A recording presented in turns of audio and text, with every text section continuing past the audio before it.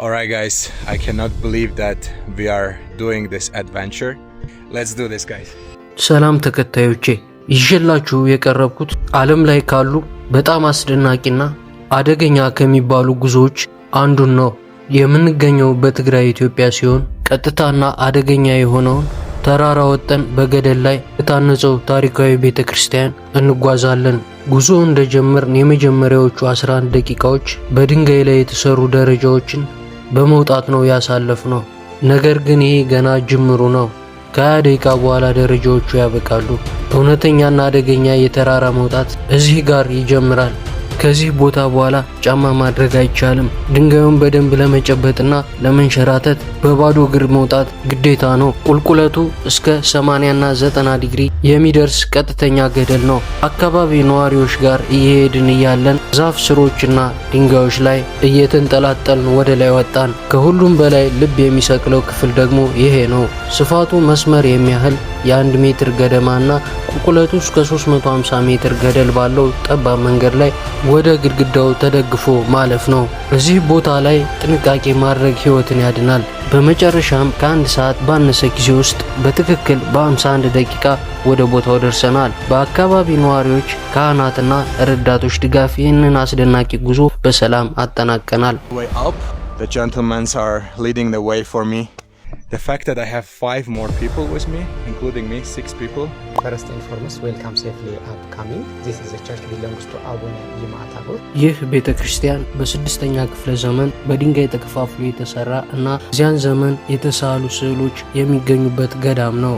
እዚህ ቦታ ላይ የተሰራበት ምክንያት ደግሞ ወደ ሰማይ የቀረበ የበለጠ መንፈሳዊ እጅግ ጸጥተኛ ለጸሎት ለመሐላ የሚመች እንዲሁም ራሳቸውን እና እምነታቸውን የሚሸሽጉበት ስለነበረ ነው። ይህ የኢትዮጵያ ኦርቶዶክስ ተዋሕዶ ቤተክርስቲያን ነው። ከአንድ ነጠላ ድንጋይ ወይም ተራራ ተፈልፍሎ የተሰራ ሲሆን ስዕሎች የብሉይና የአዲስ ኪዳንን የመጽሐፍ ቅዱስ ታሪኮች የሚያሳዩ ናቸው።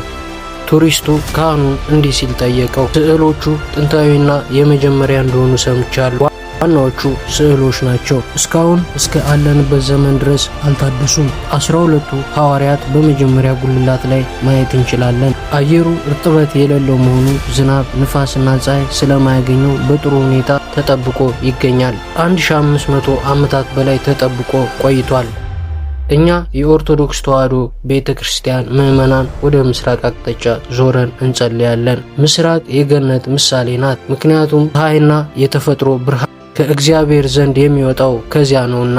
ቦታው በ3 የተከፈለ ነው። መጀመሪያው ቅዱስ ሲሆን ሁለተኛው መቅደስ እና ከመጋረጃው በስተጀርባ ካህኑ የሚገባበት፣ ሶስተኛው ክፍል ደግሞ ቅዱሰ ቅዱሳን ወይም ታቦት የሚገኝበት ስፍራ ነው። So we have 3 sections. This is chanting. The second section is holy. The third section after the curtain which the priest come out is holy of holy. The Ark of the Covenant. Absolutely beautiful. Thank you. You're welcome. And I want to give them some support, a little bit money. There are 4 people, so it will be 2,500 for each of them, as a little support. Okay. Thank you. Thank you so much. Thank you. Thank you so much. Thank you. Thank you. That's around like 60 something US dollars, which means everyone gonna end up at least with 15 or a little bit more. That is what I can do to support all of them. All right, now I have a whole crew, but now from here on it is just stairs. We're gonna go down. The most dangerous part is done. I'm safe. Everyone is doing great. I want to clap for me. Thank you so much guys. Thank you. Thank you guys. Without them this wouldn't be possible, so I'm so grateful for everyone came with me to make it happen. So we made sure we support 1,000 to each of them, 3 gentlemen here. For your safety, it is better to have someone, but also you can actually help the community. So they help you and then you can help them back. So if you come here, please try to help as many as people you can, because this is their job. Like seriously, this is really difficult. Without them, I would be dead. For your safety, it is better to have someone. Thank you guys. Thank you.